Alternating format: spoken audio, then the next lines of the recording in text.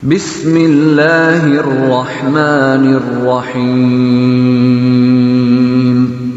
الطاہرین سیما بقیت اللہ فی الارضین وحجت اللہ علی العالمین الامام المنتظر عجل اللہ تعالی لہ الفرج وروحی وارواح العالمین لتراب مقدمہ الفداء ولعنت اللہ علی اعدائہم اجمعین من لیلتنا هذه إلى صباح يوم الدين أما بعد فقد قال الله الحكيم في كتابه الكريم وهو أصدق القائلين وقوله الحق بسم الله الرحمن الرحيم اليوم يئس الذين كفروا من دينكم فلا تخشوهم واخشون اليوم أكملت لكم دينكم وأتممت عليكم نعمتي ورضيت لكم الإسلام دينا صدق الله العلي العظيم صلوات بر محمد وآل محمد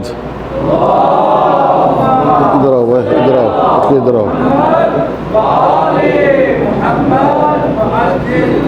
ادھر آؤ سامنے آؤ اٹھ کے یہاں موبائل چلانے کے لیے بیٹھے ہیں ایک تو پہلے ہی تھوڑے سے ہیں اس کو کہتے ہیں غریبی میں آٹا گیلا اور وہ بھی موبائل چلانا شروع کر دیں گے تو پھر میں کس سے بات کروں گا ایک صلوات پڑھیں محمد و آل محمد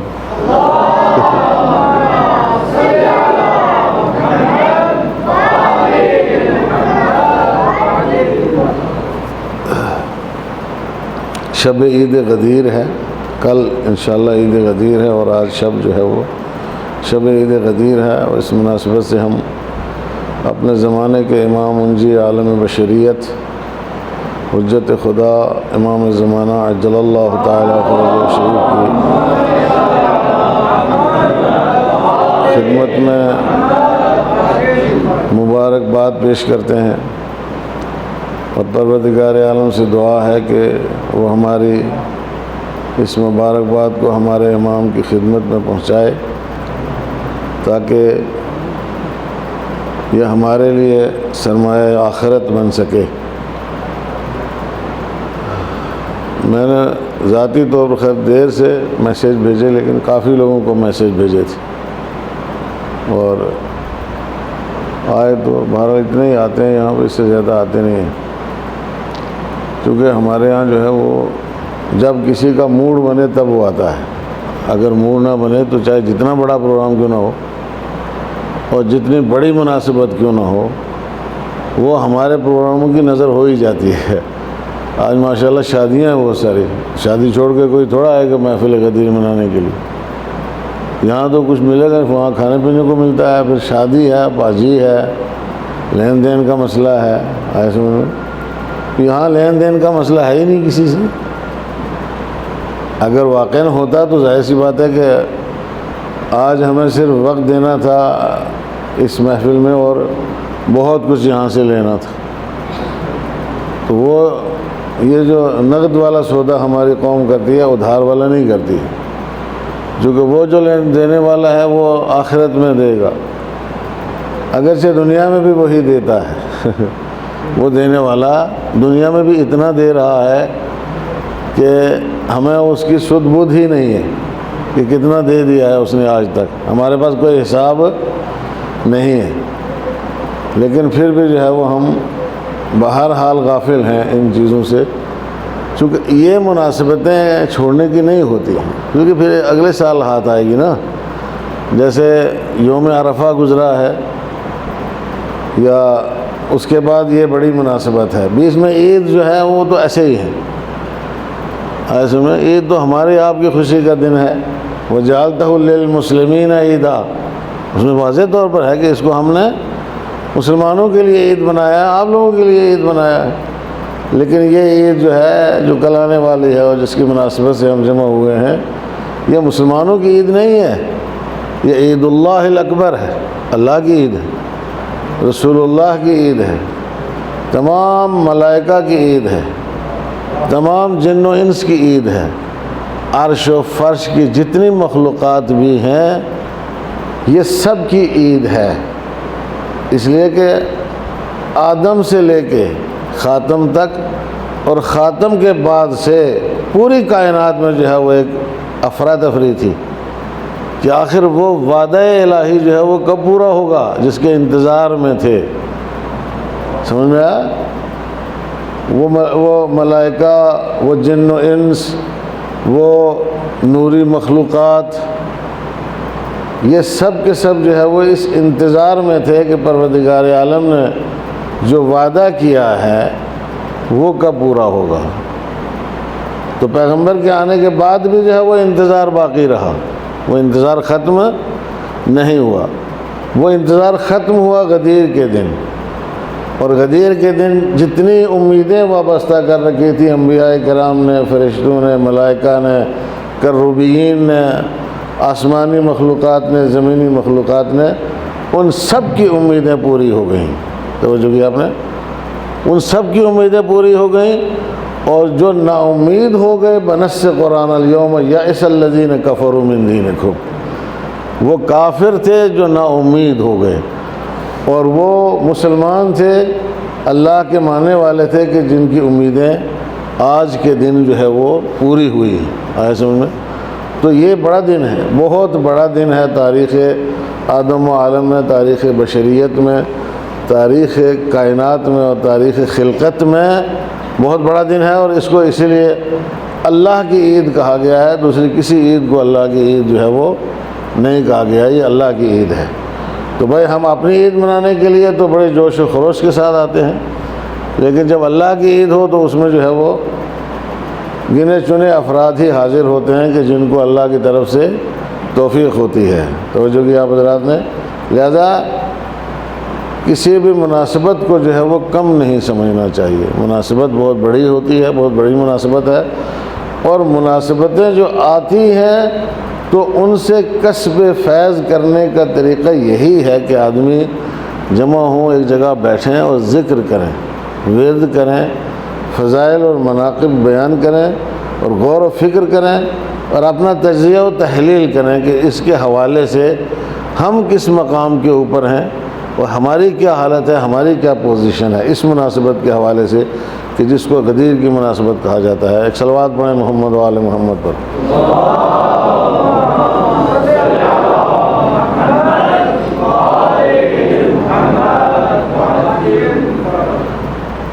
یا جو میں نے آیت آپ حضرات کے سامنے پیش کی ہے تو چند باتیں اس کے ضمن میں عرض کر دوں. پروردگار عالم نے یہاں سے شروع کیا ہے الیوم یئس الذین کفروا من دینکم. معلوم ہے بہت بڑا دن ہے. پروردگار عالم خود کہہ رہا ہے کہ آج کا دن وہ دن ہے کہ جس دن وہ لوگ کہ جو کافر ہیں وہ آپ کے دین سے مایوس ہو گئے ہیں. کیا مطلب مایوس ہونے کا؟ یعنی غدیر کے آ جانے کے بعد، پیغام غدیر کے آ جانے کے بعد، نص ولایت علی ابن ابی طالب علیہ السلام کے آ جانے کے بعد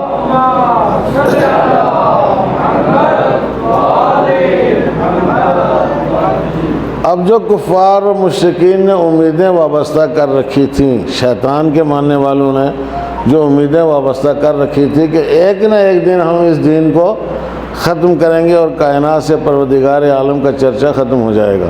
چونکہ شیطان تو پہلے دن سے یہ ٹھان کے بیٹھا ہوا تھا نا، اور وہ اپنے راستے پہ لوگوں کو لا رہا تھا، تو اس کی یہ کوشش تھی کہ اس کائنات سے اللہ کا چرچا ختم ہو، میرا چرچا ہو اس کائنات میں.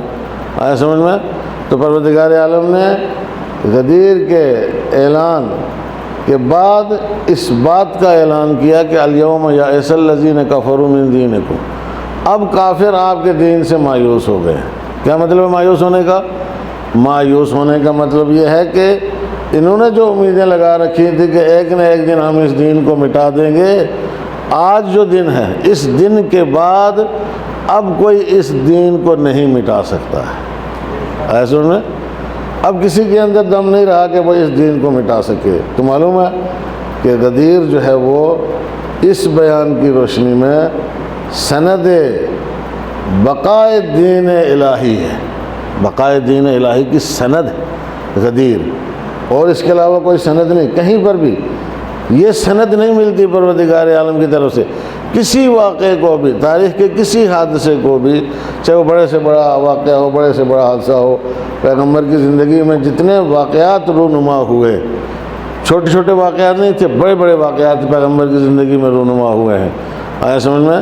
لیکن کسی واقعے کو ایسی سند پروردگار عالم نے نہیں دی جیسی سند اللہ نے واقعہ غدیر کو دی ہے، کہ اب جب یہ واقعہ رونما ہوا ہے اور یہ پیغام الہی دنیا کے سامنے آ گیا ہے اور سرکار رسالت نے اس کی تبلیغ کر دی ہے، اللہ کی طرف سے اس پیغام کو پہنچا دیا ہے، تو اب دین کا قیامت تک کوئی کچھ نہیں بگاڑ سکتا ہے۔ ایک صلوات پڑھیں محمد و آل محمد۔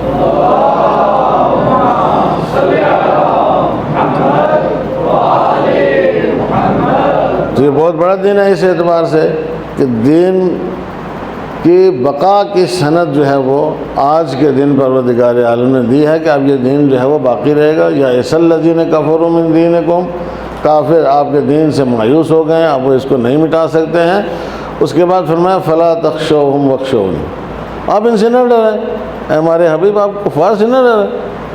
اور یہ خطاب آپ حضرات سے ہے، آج کے دور کے مسلمانوں سے خطاب ہے کہ آپ کفار سے نہ ڈرو، فلا تخشوہم واخشونی، صرف مجھ سے ڈرو، کفار سے نہ ڈرو۔ تو اب جیسے بات ہے پوچھنے والا پوچھے گا ہم کفار سے نہ ڈریں تو کریں کیا؟ کس کا دامن تھا ہمیں کفار کا مقابلہ کرنے کے لیے، مشرکین کا مقابلہ کرنے کے لیے؟ تو صاف صاف جواب ہے کہ علی کا دامن تھا، وہ علی کے سوا اور کوئی نہیں ہے کفار اور مشرکین پر تمہیں فتح دلانے والا۔ ایسے میں علی اور اولاد علی کے دامن سے وابستہ ہو جاؤ، یہی واحد طریقہ ہے اور یہی واحد ذریعہ ہے کہ جس ذریعے سے اسلام کو سر بلندی مل سکتی ہے اور اسلام کو کائنات میں حاکمیت جو ہے وہ مل سکتی ہے اور کفر جو ہے وہ کائنات سے نابود ہو سکتا ہے۔ اس کے علاوہ اور کوئی ذریعہ اور کوئی وسیلہ نہیں۔ ایک صلوات پڑھے محمد و آل محمد پر۔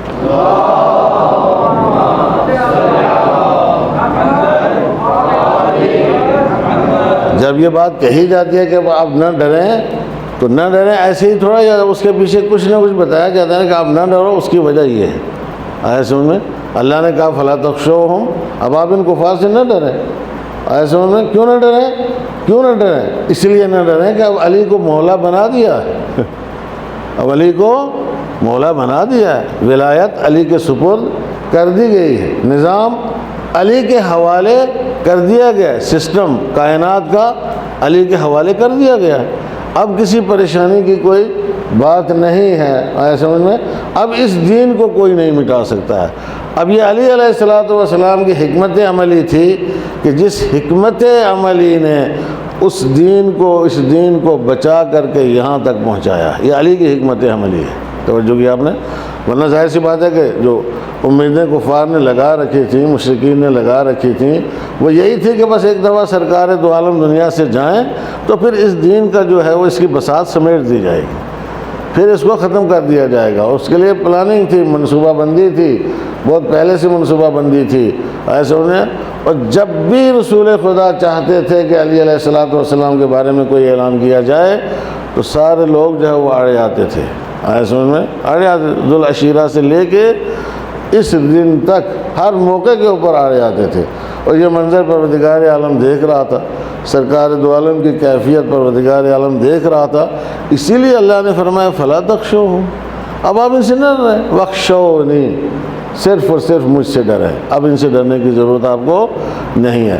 عزیزان گرامی، یہ خطاب سرکار دو عالم کے لیے بھی ہے اور امت کے لیے بھی ہے۔ جب بھی کوئی ایسا موقع امت کے سامنے آئے اور ایسی کوئی مشکل جو ہے وہ امت کے سامنے درپیش ہو تو اس مشکل کو حل کرنے کے لیے علی اور اولاد علی علیہم السلام موجود ہیں۔ جب اللہ نے کہا ہے واخشونی، مجھ سے ڈرو، توجہ کی آپ نے؟ ظاہر سی بات ہے کہ تم مجھ سے ڈرو، میں نے تمہاری نجات کے لیے، تمہاری فلاح کے لیے، تمہاری سربلندی کے لیے، تمہاری کامیابی کے لیے کفار و مشرکین کے مقابلے میں انتظام کر دیا ہے۔ اگر تم علی کا ساتھ دیتے رہو گے تو دنیا میں کبھی بھی ناکام نہیں ہوگے، اور جب تم علی کا ساتھ چھوڑو گے تو بھی ظاہر سی بات ہے ناکامیاں ہی ناکامیاں تمہارے نصیب میں ہوں گی۔ چنانچہ آج آپ دنیا کے نقشہ دیکھو، جو لوگ علی کے ساتھ نہیں ہیں، علی کا ساتھ چھوڑنے کے نتیجے میں چاروں طرف سے ان کو جوتے پڑتے ہیں، سمجھ میں؟ لیکن جو قوم علی کے ساتھ ہے ان کی طرف سے کوئی آنکھ ٹیڑھی کر کے دیکھ بھی نہیں سکتا ہے۔ ایک صلوات پڑھیں محمد و آل محمد پر۔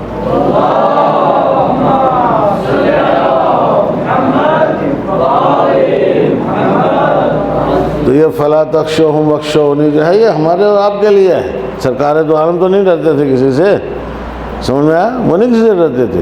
یہ اس ذریعے سے ہم تک پیغام پہنچایا، مسلمانوں تک پیغام پہنچایا کہ تم صرف اور صرف اللہ سے ڈرو اور کسی سے نہ ڈرو، کسی سے تمہیں ڈرنے کی ضرورت نہیں ہے، اس لیے کہ اللہ نے تمہاری فلاح کے لیے، تمہاری نجات کے لیے پورا انتظام کر دیا ہے۔ پہلے بھی تھا انتظام، اور آج غدیر کے دن جو ہے وہ مکمل انتظام پروردگار عالم کی طرف سے ہو گیا ہے۔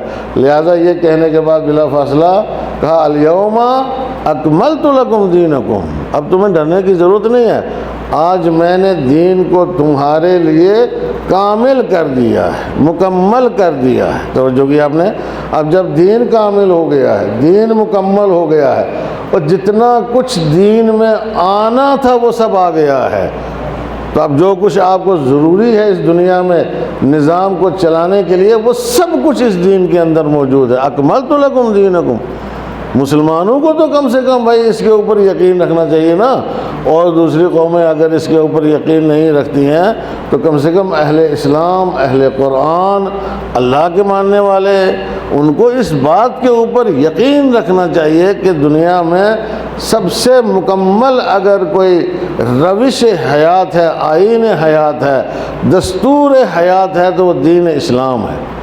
دین اسلام یہ جو اللہ نے کہا اکملت لکم دینکم، میں نے اس کو مکمل کر دیا ہے، تو اس کا مطلب یہ تھوڑی ہے کہ جیسے عام طور سے لوگوں نے اس کا مطلب لے لیا کہ بھائی اس نے سب کچھ اس میں نازل کر دیا ہے تو آپ یہ ان چیزوں کے اوپر عمل کرتے رہو بس کافی ہے تمہارے لیے۔ نہ، مکمل کس سے ہوا ہے یہ دیکھنا ہے۔ مکمل نماز کے اعلان سے نہیں ہوا ہے، مکمل روزے کے اعلان سے نہیں ہوا ہے، مکمل حج کے اعلان سے نہیں ہوا ہے، مکمل جہاد کے اعلان سے نہیں ہوا ہے، مکمل زکوٰۃ و فطرہ و خمس وغیرہ کے اعلان سے نہیں ہوا ہے، مکمل اعلان ولایت سے ہوا ہے۔ اعلان ولایت علی بن ابی طالب علیہ السلام کے بعد جو ہے وہ دین مکمل ہوا ہے۔ اس کا مطلب اس سے پہلے جو ہے وہ جب اعلان ولایت نہیں تھا تو دین مکمل نہیں تھا، اب جب اعلان ولایت ہوا ہے تو دین مکمل ہو چکا ہے، اب ہر چیز جو ہے وہ محفوظ ہے اور اس کی حفاظت کا انتظام اللہ نے کر دیا۔ ایک صلوات پڑھیں محمد و آل محمد پر۔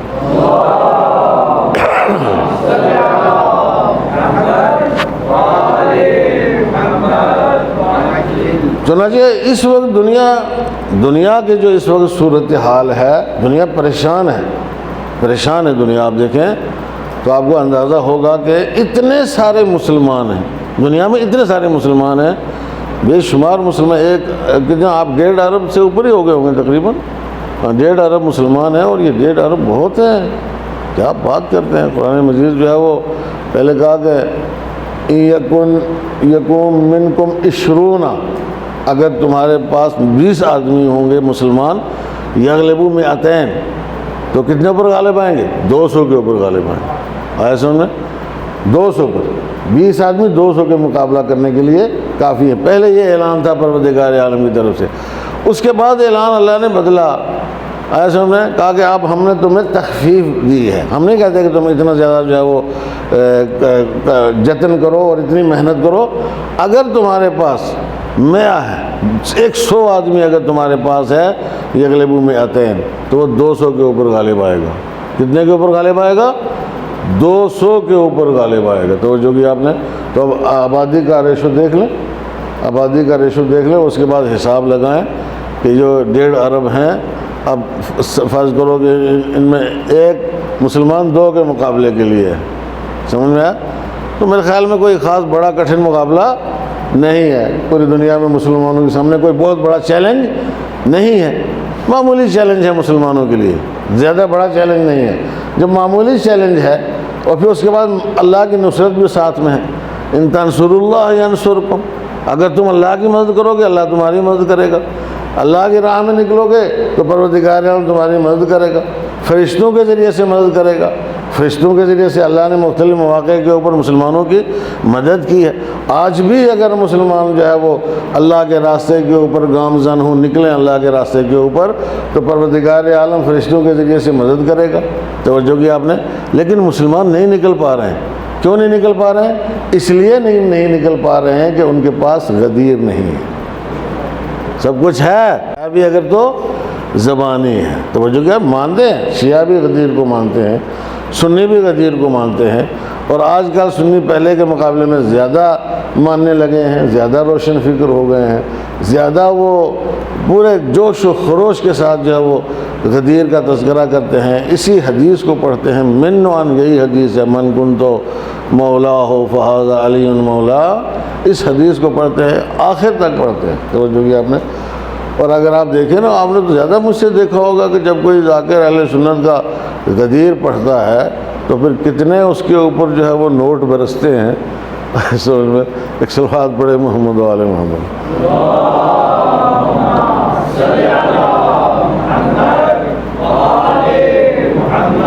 وہ آپ نے دیکھا کتنے نوٹ برستے ہیں۔ اس کا مطلب یہ جو دے رہا ہے کوئی اس کے اندر عقیدت ہے نا، تو دے رہا ہے۔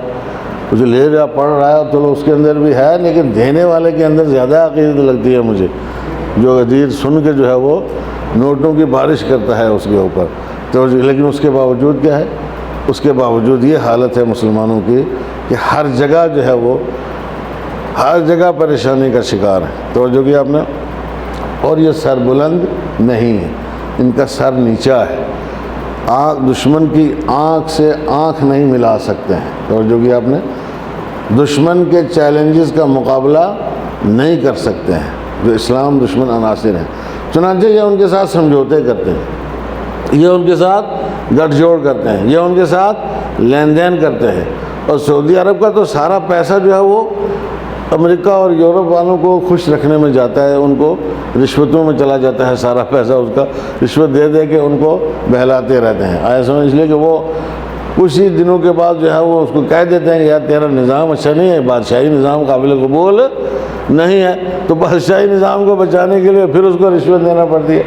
پھر کچھ عرصے تک اس کو کھا کے جب ختم کرتا ہے پھر دھمکی آ جاتی ہے کہ یہ نظام ٹھیک نہیں ہے بھائی، اس کو بدلنا چاہیے، تو کیسے ہے؟ وہ پھر رشوت اس کو مل جاتی ہے۔ ان کا سارا پیسہ جو ہے اسی میں جاتا ہے۔ توجہ کی آپ نے۔ کیوں؟ اس لیے کہ ان کے پاس حقیقی معنوں میں جو چیز ہونا چاہیے وہ چیز نہیں ہے، غدیر ان کے پاس نہیں ہے۔ ہاں مانتے ہیں وہ بھی غدیر کو، لیکن فرق ہے۔ شیعہ غدیر کو مانتے ہیں تو شیعہ غدیر کے پیروکار ہیں۔ سمجھ میں آیا؟ شیعہ غدیر کے پیروکار ہیں۔ اہل سنت غدیر کو مانتے ہیں تو ہم اتنا کہہ سکتے ہیں کہ وہ غدیر کے محب ہیں، یا اور زیادہ آگے بڑھ کے کہیں گے وہ غدیر کے عاشق ہیں۔ سمجھیں؟ لیکن یہ محب ہونا، عاشق ہونا کافی نہیں ہے، غدیر کی پیروی ضروری ہے۔ جب تک غدیر کی پیروی نہیں ہوگی دین مکمل نہیں ہوگا۔ ایک صلوات پڑھیں محمد و آل محمد۔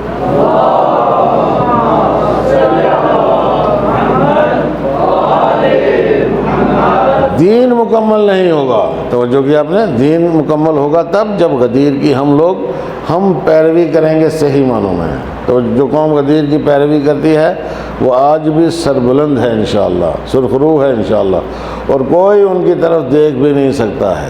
بہت بڑے کئی بار جو ہے وہ ہر چوتھے دن ہر دوسرے دن امریکہ کی طرف سے دھمکی آتی ہے، یہ کر دیں گے وہ کر دیں گے، آج تک کچھ نہیں کر پایا الحمدللہ۔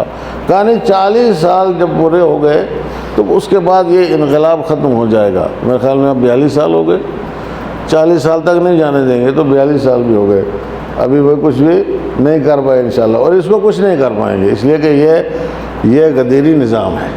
ایسا انہیں یہ غدیری نظام ہے، اور اس نظام کا محافظ موجود ہے جو غدیر کا وارث ہے، جو غدیر کا وارث ہے، اس نظام کا محافظ ہے، وہ موجود ہے۔ تو ظاہر سی بات جب وہ موجود ہے تو اب یہ اس کا کچھ نہیں بگاڑ سکتے انشاءاللہ، اور یہ نظام جو ہے وہ سیدھا اس کے اصلی وارث کے پاس جائے گا۔ توجہ کی آپ نے، کہ اس کے اصلی وارث کے پاس جائے گا۔ ایسے میں جو ہے وہ ہمیں ظاہر سی بات ہے کہ اپنے غدیری ہونے کا صحیح معنوں میں ثبوت دینا چاہیے۔ تو عزیزان گرامی، غدیری نعرے لگانے سے نہیں ہوتا ہے، غدیری شور مچانے سے نہیں ہوتا ہے۔ جو کوئی شخص اگر غدیری ہے تو ظاہر سی بات ہے کہ وہ مولا کا ماننے والا ہوگا، مولا کا پیروکار ہوگا، آئے سمجھ میں، پیروکار ہوگا مولا کا، تب جا کر کے غدیری کہلائے گا۔ خوب غدیر میں جہاں علی علیہ السلام کی ولایت کا اعلان ہوا، سمجھ میں آیا آپ کو، ولایت کا اعلان ہوا، وہاں 1 لاکھ سے زیادہ لوگ جو ہے وہ سننے والے تھے اس اعلان کو، اور ان سارے لوگوں سے سرکار دو عالم نے 3 دن مجمع کو وہاں روک کر کے سب سے بیعت لی، ایک سے بیعت لی۔ علی کے ہاتھوں پر لوگوں نے آ کے بیعت کی، ایسے نہیں اعلان ہوا سوکھا اعلان، بیعت کی۔ توجہ کیا آپ نے؟ اور بیعت کرنے کا مطلب کیا ہے؟ بیعت کرنے کا مطلب یہ ہے کہ آپ جیسے جو سرکار نے فرمایا من کن تو مولا ہو وہذا علی مولا، جس کا میں مولا ہوں اس کا علی مولا ہے۔ تو بیعت کرنے کا مطلب یہ ہے کہ اب میرے بعد یہی مولا ہے، میرے بعد یہی مولا ہے، میرے پاس سب کچھ یہی ہیں۔ اس کا مطلب کیا ہے؟ میرے پاس سب کچھ یہی ہیں، جتنا کچھ تم سرکار دو عالم کو سمجھتے ہو، یہ مسلمانوں کے لیے لمحہ فکری ہے، جتنا کچھ تم سرکار دو عالم کو سمجھتے ہو وہ سب کچھ علی علیہ السلام ہے۔ ایک صلوات پڑھیں محمد و آل محمد۔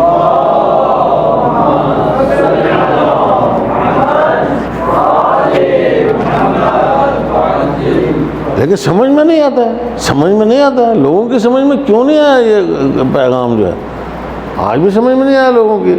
بھائی یہ اس طرح کا پیغام اور اعلان ہونے کے بعد اب ادھر ادھر جانے کی کیا ضرورت ہے؟ آئے سمجھ میں؟ اور آپ دیکھیں کہ جب 1 لاکھ لوگوں نے بیعت کی ہے تو جب سرکار دو عالم کی آنکھ بند ہوتی ہے تو اب کوئی ہے ہی نہیں ہے علی کا ساتھ دینے والا، وہ بیعت کرنے والے کہاں چلے گئے؟ توجہ کی آپ نے؟ اب کوئی نہیں علی کا ساتھ دینے والا۔ اب 25 سال تک علی علیہ السلام جو ہے وہ ایک لحاظ سے حجاب غیبت میں ہے، سمجھ میں آیا؟ وہ علی جس کی ولایت کا اعلان مسلمانوں کے مجمع میں سرکار دو عالم نے دوپہر میں، ٹھیک دوپہر کے وقت کڑی دھوپ میں، آئے سمجھ میں، جب مسلمان ایسی حالت میں تھے کہ بیٹھ نہیں سکتے تھے صحیح طریقے، جو گرمی تھی بہت زیادہ، ایسی حالت میں تاکہ توجہ رہے سارے مسلمانوں کی، پیغمبر نے جس کی ولایت کا اعلان کیا، تو ولایت کا اعلان سننے کے بعد، بیعت کرنے کے بعد، اس کے بعد حالت یہ ہو گئی کہ جب پیغمبر دنیا سے گئے تو اب کوئی علی کا ساتھ دینے والا نہیں ہے۔ اب ان کو ضرورت پڑتی ہے دوبارہ کہ بھائی کوئی ہونا چاہیے جو پیغمبر کی جگہ کے اوپر بیٹھے۔ تو جو کہ آپ نے یہ کیا ہے؟ یہ حسن غدیر کو نہ سمجھنے کا نتیجہ۔ اگر غدیر کو سمجھ لیا ہوتا، صحیح معنوں میں مسلمانوں نے سمجھ لیا ہوتا کہ اس میں سرکار دو عالم نے کیا فرمایا ہے، کیا پیغام دیا ہے، کس چیز کو پہنچایا ہے، آیا سمجھ میں؟ ایک ہی اعلان اگر ہوتا، اگر یا ایھا الرسول بلغ ما انزل الیک من ربک فإن لم تفعل فما بلغت رسالتہ واللہ یعصمک من الناس، تو لوگ کہہ سکتے تھے کہ بھائی پہنچا دیا سرکار دو عالم نے، بات ختم ہو گئی۔ لیکن اس کے بعد اس آیت کا نزول جو ہے، اس کے بعد اس آیت کا نزول ایسے میں یہ بتاتا ہے کہ نہیں، یہ صرف ایک اعلان نہیں تھا بلکہ ایک نظام تھا جو علی کے حوالے کیا گیا ہے، ایک سسٹم تھا جو علی کے حوالے کیا گیا ہے، پورا دین جو ہے وہ سرکار دو عالم نے علی کے حوالے کیا ہے کہ اب اس کے بعد اگر آپ کو دین لینا ہے تو علی سے ملے گا، اور کہیں سے تمہیں دین نہیں ملے گا۔ ایک صلوات پڑھیں محمد و آل محمد۔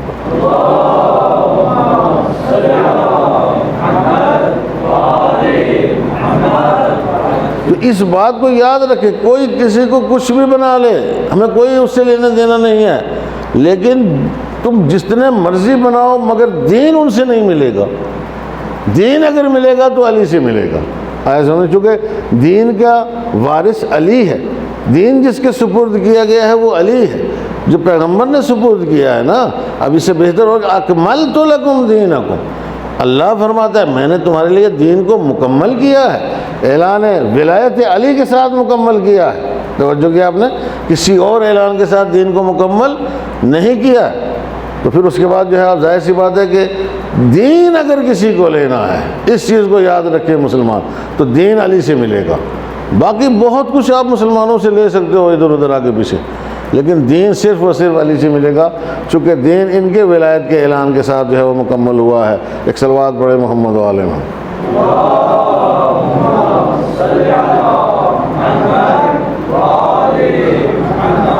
اس کے بعد تاکیدات ہے. اب بعد کے جو آیت کے حصے ہیں وَأَتْمَمْتُ عَلَيْكُمْ نِعْمَتِي، یہ تاکید ہے، یہ بھی تاکید ہے اسی کی. میں نے نعمت کو تمہارے اوپر تمام کیا. کس نعمت کو تمام کیا؟ یہی دین والی نعمت جو ہے اس کو تمام کیا. کس کے صدقے میں؟ علی علیہ الصلوۃ والسلام کے صدقے میں. کس کے ذریعے سے؟ علی کے ذریعے سے. کس کے وسیلے سے؟ علی کے وسیلے سے. وَرَضِيتُ لَكُمُ الْإِسْلَامَ دِينًا، اور میں تمہارے لیے اسلام. یہ سلسلہ کہاں تک پہنچتا ہے؟ غدیر پہ آ کے، غدیر پہ پہنچتا ہے یہ سلسلہ. تو کہ آدم کا دین بھی مکمل نہیں ہے اس کے بغیر، نوح کا دین بھی مکمل نہیں ہے اس کے بغیر، ابراہیم کا دین بھی مکمل نہیں ہے اس کے بغیر، موسیٰ کا بھی مکمل نہیں اس کے بغیر، عیسیٰ کا بھی مکمل نہیں اس کے بغیر، محمد مصطفیٰ صلی اللہ علیہ وآلہ وسلم کا بھی مکمل نہیں اس کے بغیر. ایک صلوات پڑھیں محمد و آل محمد پر.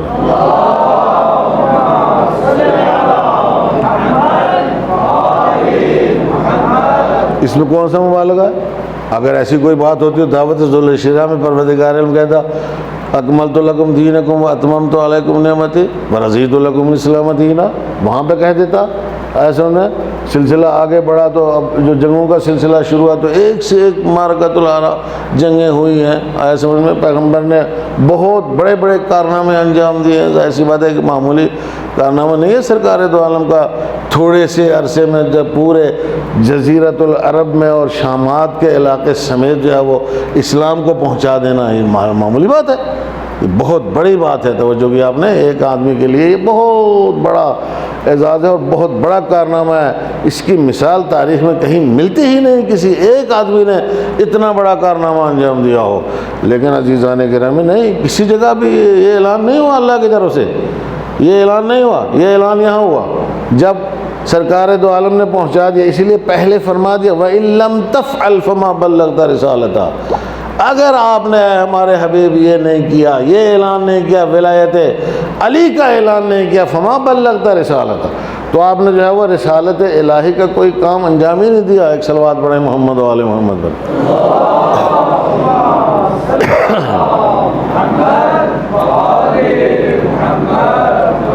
تو یہ جو کچھ آیت کہہ رہی ہے اسی کا میں ترجمہ آپ کے سامنے پیش کروں. اپنی طرف سے کوئی بات اس میں مبالغہ آ رہی کی نہیں ہے، نقطہ نہیں ہے ذاکری والا.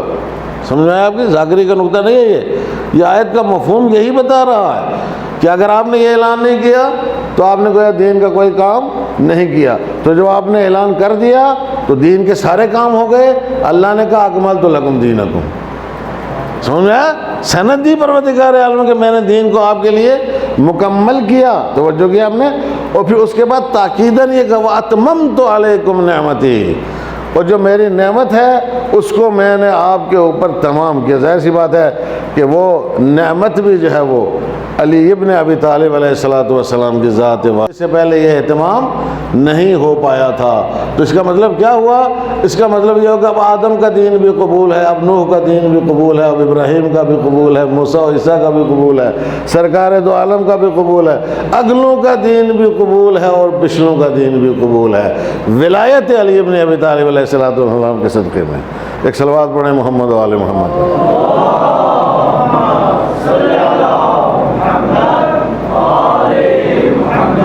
تو اس کے بغیر کوئی دین ہے ہی نہیں ہے، اس کے بغیر کوئی آئین ہے ہی نہیں ہے. یہی وہ دین ہے، یہی وہ آئین ہے کہ جس کو اللہ نے بھیجا ہے اس کائنات میں اپنا نظام چلانے کے لیے، اپنی حکومت قائم کرنے کے لیے اللہ نے بھیجا ہے. توجہ کیا آپ نے.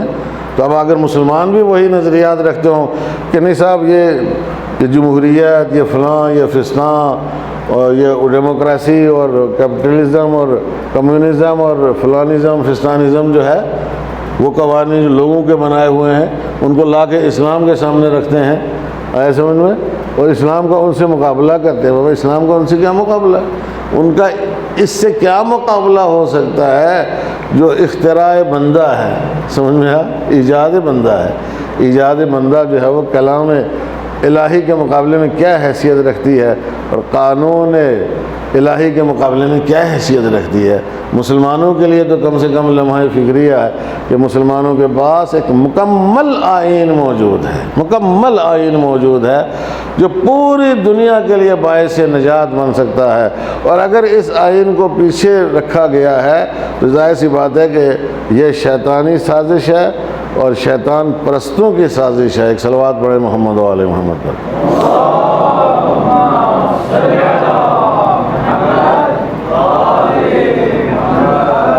یہی الہی نظام ہے اور اسی نظام کو لے کر کے مسلمانوں کو چلنا چاہیے، اسی میں ان کی کامیابی ہے۔ جب تک اسلام کے ساتھ وابستہ رہیں گے تو کوئی کسی کا کچھ نہیں بگاڑ سکتا، اور اگر آج تک نہیں بگاڑ پایا ہے سمجھا تو ظاہر سی بات ہے وہ علی علیہ السلام کے صدقے میں ہے۔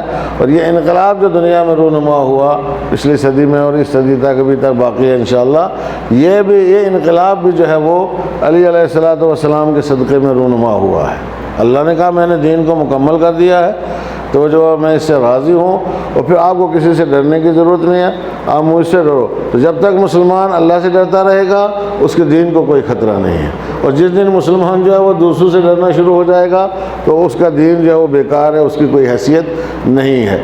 جو لوگ اللہ سے ڈرتے ہیں ان کے دین میں آج تک ان کو کوئی چیلنج نہیں کر پایا ہے۔ توجہ کیا آپ نے؟ اس صدی میں جو انقلاب آیا وہ ایک بہت بڑا معجزہ تھا۔ یہ انقلاب جو ہے ایک بہت بڑا معجزہ، یہ غدیر کے صدقے میں، یہ انقلاب کس کے صدقے میں تھا؟ غدیر کے صدقے میں تھا۔ اور یہ غدیر کی تجلی تھی جو دنیا کے سامنے رونما ہوئی، غدیر کی تجلی تھی یہ انقلاب اسلامی ایران۔ ظاہر سی بات ہے کہ رفتہ رفتہ دنیا کے ذہنوں سے اسلام مٹ گیا تھا نا، دین مٹ گیا تھا، بس مسجدوں میں کچھ نمازیں وغیرہ رہ گئی تھیں، آئے سمجھے، یا کچھ روزے رہ گئے تھے، یا رمضان میں کچھ تراویح وغیرہ اس طرح کی چیزیں رہ گئی تھیں، وإلا دین تو ختم ہو گیا تھا۔ ساری دنیا شیطان کے سامنے سر تسلیم خم کر چکی تھی۔ لیکن جو غدیر کا نمائندہ جب سامنے آیا تو دنیا جس کو سب سے بڑی طاقت کہہ رہی، سپر پاور، اس نے کہا ہاں یہ شیطان بزرگ ہے، سپر پاور ہے لیکن یہ شیطان بزرگ ہے۔ عزیزان گرامی، یہ جو کہا امام خمینی رضوان اللہ تعالی علیہ نے تو یہ پتھر پر لکیر بن گیا ہے، آیا سمجھے۔ اب اس سے زیادہ جو ہے وہ کوئی اچھی تعریف امریکہ کی کر ہی نہیں سکتا ہے۔ ایک صلوات پڑھے محمد و آل محمد۔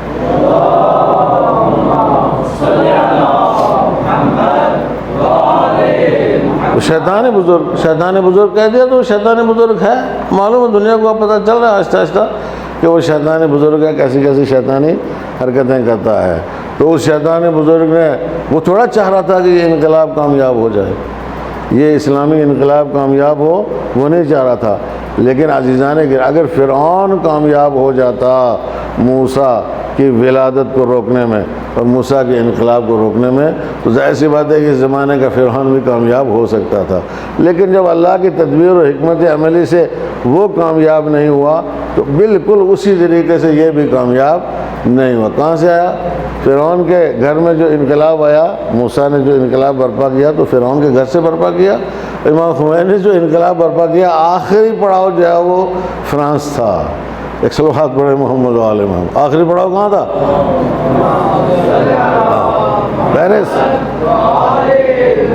پیرس کے پاس ایک چھوٹا سا گاؤں، شہر نہیں، چھوٹا سا گاؤں جو ہے وہ آخری پڑاؤ تھا، وہاں سے انقلاب جو ہے وہ کامیاب کیا امام خمینی رضوان اللہ تعالی علیہ۔ پوری دنیا کو دکھا دیا، پوری دنیا کو، دنیا اس روز ساری دنیا کی نظر جو ہے وہ امام خمینی کے اوپر تھی۔ یہ عجیب بات ہے، یہ الہی نمائندہ جب معجزے دکھاتے ہیں تو اس طریقے سے دکھاتے ہیں غدیری، یعنی پوری دنیا کی توجہ جو ہے وہ اپنی طرف موڑ لینا، یہ کوئی مذاق نہیں ہے۔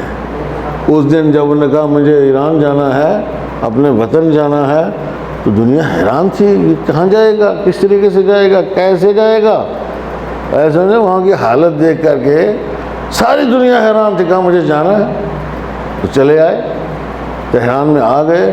وہاں استقبال جو ہے وہ کروڑوں لوگوں نے استقبال کیا، کوئی حفاظتی انتظامات نہیں تھے، کہیں سے بھی کوئی گولی آ سکتی تھی، لیکن ان کو اس بات کی پرواہ نہیں تھی کہ کیا ہوگا کیا نہیں ہوگا، اپنی ذمہ داری نبھانی۔ غدیر کے ماننے والے جو ہے وہ ان چیزوں کی پرواہ نہیں کرتے ہیں، کوئی کیا کہتا ہے کیا نہیں کہتا ہے۔ توجہ کیا حضرات نے، وہ اپنا کام کرتے ہیں اور ہمیشہ آگے بڑھتے رہتے ہیں۔ انہوں نے کہا ہمیں اپنی ذمہ داری کو پورا کرنا ہے اور آگے بڑھنا ہے۔ آیا سمجھ میں؟ کیا ہوگا کیا نہیں ہوگا یہ اللہ کے ہاتھ میں ہے، اس کا نتیجہ کیا ہوگا یہ اس کے ہاتھ میں ہے۔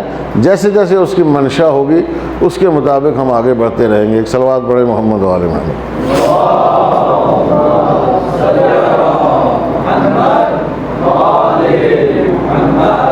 تو غدیر والے کو اللہ نے وظیفہ بتا دیا ہے، پہلے ہی وظیفہ فلا تخشوہم واخشوہم، ان سے نہیں ڈرنا، صرف مجھ سے ڈرو۔ اب جو اللہ سے ڈرے گا وہ کسی سے نہیں ڈرتا، جو اللہ سے نہیں ڈرے گا وہ ہر ایک سے ڈرے گا۔ من یتوکل علی اللہ فہو حسبہ، جو اللہ کے اوپر بھروسہ کرے گا اللہ اس کے لیے کافی ہے۔ جو اللہ کے اوپر بھروسہ نہیں کرے گا وہ ظاہر سی بات ہے کبھی ادھر جائے گا کبھی ادھر جائے گا، بھٹکے گا اور ادھر ادھر جو ہے وہ گھومے گا۔ توجہ کیا آپ نے؟ تو مایوسی جو ہے وہ نہیں آنا چاہیے۔ غدیری خیمے میں مایوسی اصلاً کفر ہے، نہیں آنا چاہیے۔ ڈر نہیں آنا چاہیے، سمجھا؟ کسی سے غیر اللہ سے ڈر نہیں، صرف اللہ کا خوف بس، اور کسی کا خوف نہیں ہونا۔ یہ سبق ہیں غدیر کے جو ہمیں حاصل کرنا ہے۔ توجہ کیا آپ نے؟ اور اس کے بعد دین پر ایمان، پورا پورا ایمان کہ یہی دین ہے جس سے دنیا کی نجات ہو سکتی ہے، جس سے دنیا کا بھلا ہو سکتا ہے، اور یہی دین دنیا کے لیے بھی ہے، یہی دین جو ہے وہ ہماری آخرت بنانے کے لیے بھی ہے۔ اور پھر ظاہر سی بات ہے کہ وہ ساری طاقتیں جب دیکھتی ہیں کہ دین ان کے لیے خطرہ بنتا ہے تو عزیزان گرامی یہ تو شیطان بزرگ کی بات آپ چھوڑیں، یہاں ہمارے یہاں بھی جو پھٹکر قسم کے لوگ ہیں جب وہ دیکھتے ہیں کہ یار یہ مدرسہ خطرہ بنا ہوا ہے، یہ مولوی جو ہے یہ خطرہ بنے ہوئے ہیں، ان کا ناطقہ کسی طریقے سے بند کرو، تو وہ بھی اپنا وہ تشبث کرنے سے باز نہیں آتے۔ تشبث کرنا یعنی یہ ایک ناکام کوشش کرنا کسی کے اوپر حملہ کرنے کی، وہ ناکام کوشش کرنے سے باز نہیں آتا۔ شیطان چاہے جتنا مرضی اس کے منہ پہ جوتے مارتے رہو، لیکن وہ آخری دم تک وہ ڈٹا رہتا ہے اور کوشش کرتا ہی رہتا ہے کہ میں کسی طریقے سے اس کو گمراہ کر کے رہوں گا۔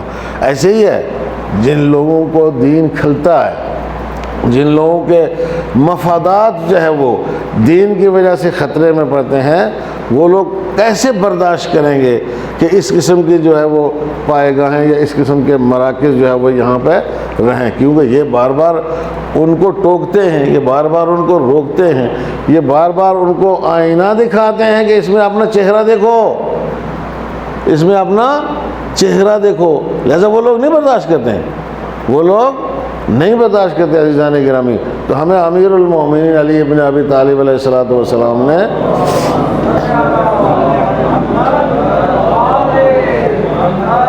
درس دیا ہے، بس تم صبر کرو، بیٹھے رہو صبر سے، ایک دن پلٹ کے تمہارے پاس آئیں گے۔ علی صبر کرتے رہے 25 سال تک، ساری امت جو ہے اکٹھا ہو کے علی کے دروازے پہ آئی، ایسا اتمام حجت ہوئی، ساری امت اکٹھا ہو کے علی کے دروازے کے اوپر آ گئے۔ جو غدیر والے ہیں ان کو غدیر سے سبق لے کر کے اور ہمیشہ میدان میں ڈٹے رہیں، ہماری ذمہ داری ہے، ہمارے فرائض ہیں اس غدیر کے پیغام کو دنیا تک پہنچانا۔ یعنی جو سب سے بڑی کوتاہی آج تک ہم سے ہوئی ہے یہی ہوئی ہے کہ غدیر کو دنیا تک نہیں پہنچایا جا سکا ہے۔ جس طریقے سے ہم محرم مناتے ہیں، جس طریقے سے ہم عاشور مناتے ہیں، روز عاشور، اس سے زیادہ شان و شوکت کے ساتھ روز غدیر منانا چاہیے۔ بھائی وہاں ہم جو ہے وہ ماتم کرتے ہیں نا، تو غدیر کے دن ہمیں اکٹھا ہو کے سب کو خوشی منانا چاہیے نا، خوشی منانا چاہیے۔ ایسے میں کم سے کم اگر آپ کسی سے پوچھو فتویٰ لے کے، تو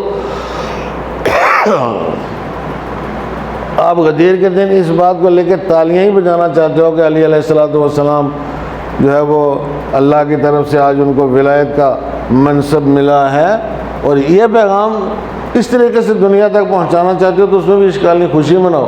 خوشی کس طریقے سے مناؤ؟ یعنی جیسے ہم یہ دنیا کو باور کرا دیتے ہیں کہ جو روز عاشور ہے ہمارے لیے وہ دوسرے ایام سے مختلف ہے، باور کراتے ہیں، یعنی عزاداری کے ذریعے پوری دنیا میں عزاداری کے ذریعے سے ہم پوری دنیا کو کم سے کم اتنا پیغام دیتے ہیں کہ بھائی روز عاشور ہمارے لیے دوسرے دنوں سے مختلف ہے۔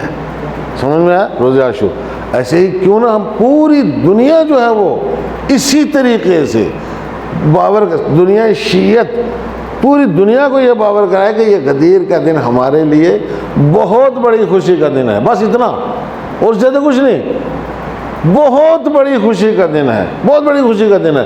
وہ خوشی مناؤ، کپڑے پہنو اچھے اچھے، کھانے نئے نئے بناؤ، دعوتیں کرو، ایک دوسرے کے گھر آؤ جاؤ غدیر کے دن، مبارکباد ان کو پیش کرو غدیر کے دن۔ الحمدللہ الذی جعلنا من المتمسکین بولایت امیر المؤمنین علی ابن ابی طالب علیہ الصلوۃ والسلام۔ یہ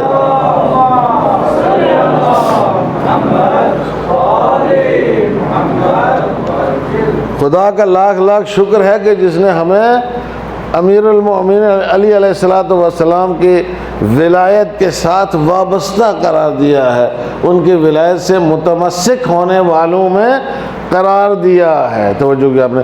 خوب یہ بات جو ہے وہ اونچی آواز میں جو ہے وہ ایک دوسرے کو کہنا چاہیے، اونچی آواز میں ایک دوسرے کو کہنا چاہیے تاکہ تیسرا بھی سن لے۔ بس تیسرے کو سنانا ہے تو غدیر کا پیغام جائے گا اس تک، پھر وہ خود سوچے گا کہ غدیر کیا ہے، آئے سمجھ میں۔ لیکن کوتاہی ہماری طرف سے رہی، ہم نے عاشور کی طرح غدیر کو نہیں منایا، یہ بات سچ ہے۔ عاشور کے طریقے سے غدیر کو منا دیا، اس دن ہم غم مناتے ہیں، روتے ہیں، کیا حرج ہے کہ ہم غدیر کے دن سارے جمع ہو کر کے خوشی منائیں؟ یعنی پورے کا پورا گاؤں جو ہے وہ اکٹھا ہو جائے ایک جگہ کے اوپر، اور اسی طریقے سے خوشی کا جلوس نکالو۔ بھائی خوشی کا جلوس نہیں نکال سکتے؟ ایک صلوات پڑھے محمد و آل محمد پر۔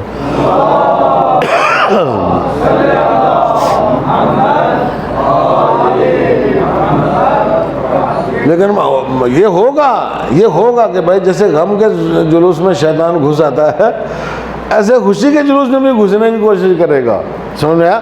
لیکن وہ غم کا پیغام تو پہنچ جاتا ہے نا، پہنچ جاتا ہے۔ ایسے یہ خوشی کا پیغام جو ہے یہ بھی دنیا تک جائے گا، دنیا تک پہنچے گا، اور اس کو پہنچانا چاہیے اسی اہتمام کے ساتھ۔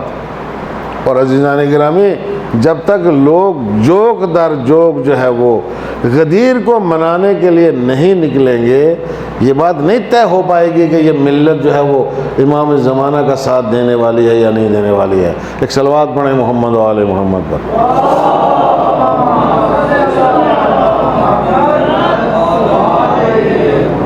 چونکہ ابھی ایک پہلو نامکمل ہے، ایک پہلو ٹھیک ہے، عزاداری ہے ہمارے یہاں، عزاداری کربلا ہم مناتے ہیں، لیکن دوسرا پہلو جو ہے وہ نامکمل ہے، غدیر ہم نہیں مناتے۔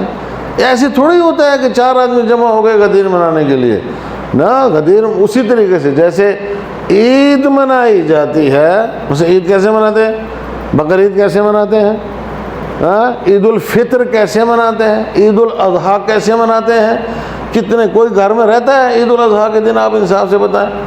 ہمارے یہاں صرف ایک صنف کے اوپر ظلم ہوتا ہے کہ ان کو بیچاریوں کو گھر سے نکلنے کی فرصت نہیں ہے، عورتوں کو اس طرح ان کے لیے بنا ہی نہیں ہے۔ اسلام، دین، شریعت، عید، بقرعید، یہ وغیرہ وغیرہ، جمعہ، جماعت، ان کے لیے ہمارے یہاں نہیں بنا ہے، سمجھنا کہیں اور ہوگا، یہاں ان کے لیے کوئی ایسی کوئی چیز ہے ہی نہیں ہے بالکل۔ لیکن سب نکلیں، اگر سب نکلیں، سمجھ میں، غدیر کے دن سب نکلیں، اجتماع کریں، بہت بڑا اجتماع کریں، ایک دوسرے کو مبارکباد دیں، مٹھائیاں تقسیم کریں، سمجھ میں، عیدی دیں ایک دوسرے کو، جن کے پاس پیسہ ہے وہ پیسہ غدیر کے دن نکالیں، 10-20 ہزار 50 ہزار جیب میں ڈال کے پیسے والے لوگ نکل آئیں باہر، علی علیہ الصلوۃ والسلام کے نام پر عیدی دے دیں لوگوں کو مفت میں، بچوں کو۔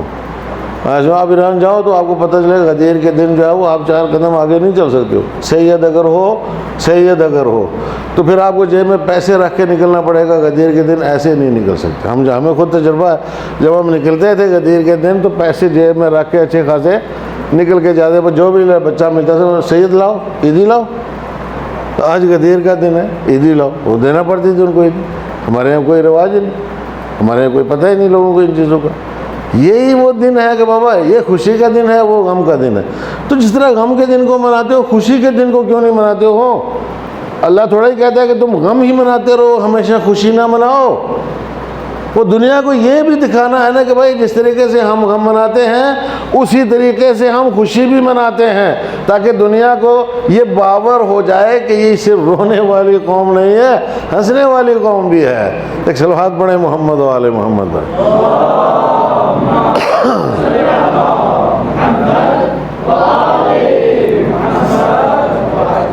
لہذا اس کو بھی جب تک ہم لوگ اس غدیر کو جب تک ہم لوگ یعنی کل آج میں اس سے پہلے جو ہے وہ شب میں کبھی محفل نہیں رکھتا تھا. ہمیشہ آپ لوگوں کو معلوم جب سے مدرسہ یہاں پہ ہے تو غدیر کے دن جو ہے وہ محفل ہوتی تھی یہاں پہ. تو میں نے محسوس کیا تو دن میں بھی اتنے ہی آتے ہیں، رات میں بھی اتنے ہی آتے ہیں. ایسا چونکہ میں نے عرفہ میں تجربہ کیا. روز عرفہ جو ہے وہ جب سے مدرسہ کی بنیاد پڑی ہے یہاں پہ، اور کم سے کم اس مسجد کی بنیاد جب سے پڑی ہے، اس مسجد کی بنیاد، اس کے بعد سے روز عرفہ یہاں ہوتا ہے. اس کی دعا یہاں پہ ہوتی ہے باقاعدہ طور پر. اور یہ غدیر کی محفل بھی جو ہے وہ دن میں یہاں پہ ہوتی ہے. پہلے سالوں میں کچھ زیادہ لوگ آیا کرتے تھے، اب جو ہے وہ آتے ہی نہیں ہیں. تو یہ بچے وغیرہ تو لوگ جو ہے وہ یہ بیٹھ کر کے اعمال غدیر انجام دیتے ہیں. غدیر کی نماز بھی ہے، غدیر کی زیارت ہے، غدیر کی دعا ہے، غدیر کے اعمال ہیں. ایسے میں وہ بھی نماز ظہر کے ساتھ ساتھ انسان کو انجام دینا چاہیے اور جشن غدیر بھی منانا چاہیے. اور جس طریقے سے عید میں آپ حضرات جو ہے عید میں ایک دوسرے کے گھر جاتے ہو مبارکباد دینے، اس دن زیادہ بڑی تعداد میں ایک دوسرے کے گھر جاؤ مبارکباد دینے کے لیے، اس لیے کہ یہ ہماری اور آپ کی عید نہیں ہے، یہ اللہ کی عید ہے، رسول اللہ کی عید ہے، ائمہ معصومین علیہ الصلوۃ والسلام کی عید ہے، امام زمانہ عجل اللہ تعالی فرجہ شریف کی عید ہے.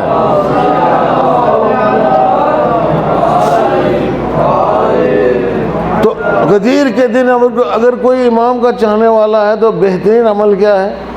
بہترین عمل یہ ہے کہ امام کی طرف سے عیدی دو لوگوں کو، امام زمانہ کی طرف سے، ان کی طرف سے ہم بچوں کو عیدی دو. خاص طور سے غریبوں کے گھر جو ہے وہ پہنچاؤ عیدی امام زمانہ کی طرف سے. اس سے بڑی خوشی کی اور کوئی بات نہیں. اسی امام خوش ہوں گے، یقیناً خوش ہوں گے کہ بھائی میرے ایک جانے والے نے میری طرف سے جو ہے وہ عیدی پہنچائی ہے کسی کے گھر، مبارکباد دی ہے کسی کو، ایسے میں کسی کا دل خوش کیا ہے. عزیزان گرامی، دل خوش کرنے سے خدا زیادہ خوش ہوتا ہے. سمجھا؟ رلانے کی بنسبت مومن کا دل خوش کرنے سے خدا زیادہ خوش ہوتا ہے. آپ کسی کو عاشور کے دن رلاؤ یا نہ رلاؤ، وہ خود ہی روئے گا. عاشور کے دن خود روئے گا، آپ کی ضرورت نہیں ہے اس کو رلانے کے، مسائل پڑھنے کے بہت زیادہ شور مچا کر کے. ایسے میں مومن ہے تو وہ روئے گا، اس میں کوئی دو رائے نہیں ہے. اور اگر ایک بار زندگی میں آدمی امام حسین کو یاد کر کے رو لے تو وہی کافی ہے اس کی نجات کے لیے. وہ آنسو جو عقیدت سے نکلتا ہے وہی نجات کا ذریعہ بنتا ہے، جو معرفت سے نکلتا ہے، شناخت سے نکلتا ہے. ایسے ہم نے حسین کو پہچان لیا. لیکن یہ خوشی مومن کے دل میں داخل کرنا، خوشی میں شریک ہونا، ظاہر سی بات ہے کہ یہ بھی بہت بڑا عمل ہے اور اس کا بھی بہت بڑا ثواب ہے اور اس سے کم نہیں ہے. تو جس کو ہم نہیں سمجھتے، ہم خوش تو کسی کو دیکھنا ہی نہیں چاہتے نا. ایک صلوات پڑھیں محمد و آل محمد.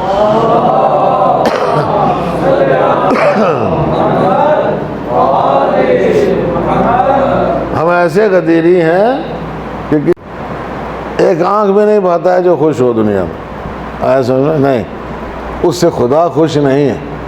جو کسی کو خوش دیکھ کر کے خوش نہ ہو اس سے خدا خوش نہیں ہوتا ہے. سمجھا؟ اس سے خدا خوش نہیں ہوتا. کوئی رو رہا ہے تو تمہاری ذمہ داری ہے اس کو تسلی دو اور اس کو بہلاؤ تاکہ اس کا غم غلط کرو. سمجھ میں آیا؟ اور اس کو خوش کرو. کیا کرو؟ اس کو آخر میں خوش کرو. خوش کرنا بہت زیادہ ضروری ہے اور یہ غدیر اس کے لیے ہے. غدیر مومنوں کے لیے رکھی ہے، مومنوں کی عید ہے.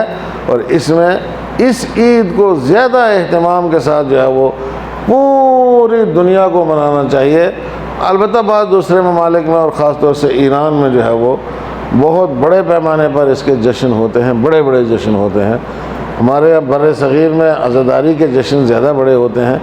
غدیر کے عزاداری کے جو مجالس ہوتی ہیں زیادہ بڑی ہوتی ہیں، غدیر کا جشن اتنا بڑا نہیں ہوتا ہے، جبکہ دونوں میں کوئی فرق نہیں ہونا۔ جتنے لوگ جو ہے وہ عاشور کے دن نکلتے ہیں، اتنے ہی سارے لوگ جو ہے وہ غدیر کے دن بھی باہر آئیں اور آ کر کے جشن منائیں اور دنیا کو دکھائیں کہ ہم غدیر منا رہے ہیں، جس دن پیغمبر اسلام صلی اللہ علیہ وآلہ وسلم کو اللہ کی طرف سے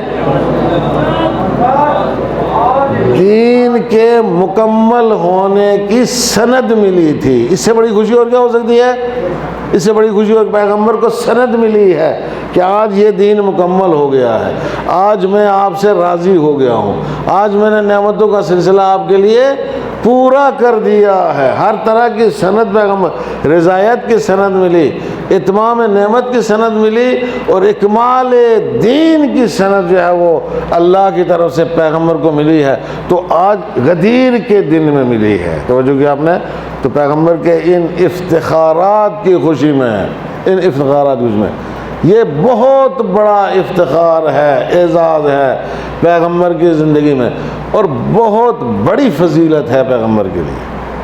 سمجھنا، اس سے بڑی فضیلت نہیں۔ پیغمبر نے جو غدیر کے دن ولایت علی ابن ابی طالب علیہ السلام کا اعلان کیا ہے، تو پیغمبر کی ساری زندگی کی محنتوں کا ماحصل ہے غدیر کے دن پیغمبر کی طرف سے اعلان کرنا، معمولی بات نہیں، ماحصل ہے، اور کامیاب ہو گئے پیغمبر اس اعلان کو کرنے کے بعد۔ توجہ کیا آپ نے؟ کامیاب ہو گئے، اللہ کی طرف سے سند بھی مل گئی۔ تو دنیا کو کہا جا سکتا ہے کہ بھائی ہم یہ جو اس دن کی خوشی مناتے ہیں، یہ پیغمبر کو جو سند ملی ہے اللہ کی طرف سے دین کے اکمال کی، علی ابن ابی طالب علیہ السلام کی ولایت کا اعلان کرنے کے بعد، تو اس کی خوشی میں جو ہے وہ ہم آج کا دن مناتے ہیں۔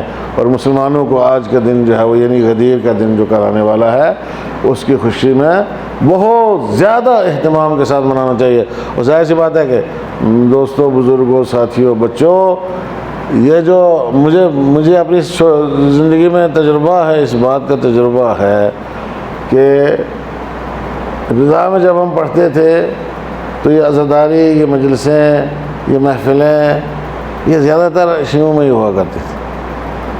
سمجھ میں آیا؟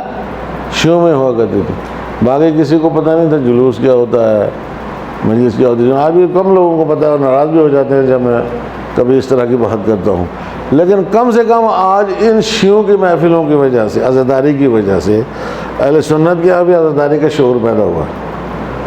بعض علاقوں میں اہل سنت کی عزاداری کا شعور پیدا ہوا، اور جلوس تو نکالتے ہیں 10، اس لیے مجھ سے لوگ کہتے ہیں کبھی کبھی یار یہ 10 محرم کو ہمیں ڈسٹرب کرتے ہیں۔ میں نے کہا ان کا ڈسٹرب کرنا یار ہمارے لیے بہت بڑی نعمت ہے۔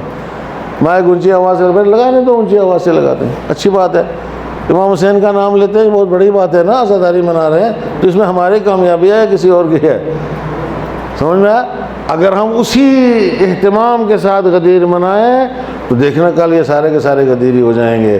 ایک صلوات پڑھے محمد و آل محمد۔